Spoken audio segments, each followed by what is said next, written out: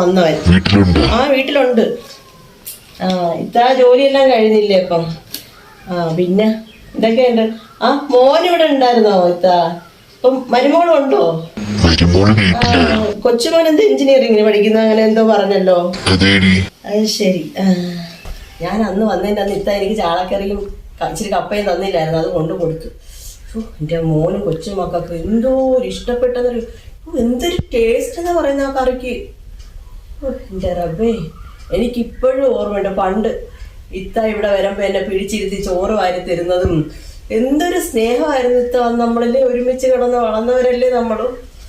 ഇപ്പോഴും എൻ്റെ നാവിൻ്റെ തുമ്പത്തിരിക്കുന്നു ഇത്ത വയ്ക്കുന്ന കറിയുടെയും ആ കപ്പയെല്ലാം തിന്നതിൻ്റെ ആ ഒരു ഇത്.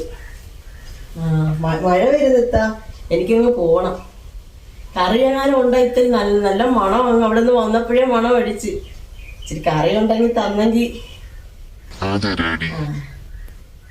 ശരി തേ, ഇച്ചിരി മതി, കുറച്ച് മതി.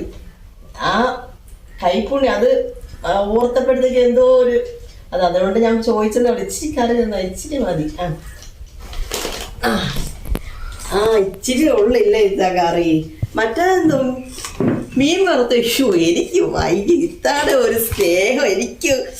ഞാനൊന്നും പറയുന്നില്ല ഇനി. കറി ഇച്ചിരി ഉണ്ട്. അപ്പൊ ഞാൻ അങ്ങോട്ട് ഇറങ്ങട്ടെ, 2 ദിവസം കഴിഞ്ഞ് ഇങ്ങോട്ട് വരാം കേട്ടാ. മോനെ വരുത്തേ. എന്ത് മോളെന്നേ വായി വരും. മോനെ തിരക്കിന്ന് പറഞ്ഞേക്കണം കേട്ടാ.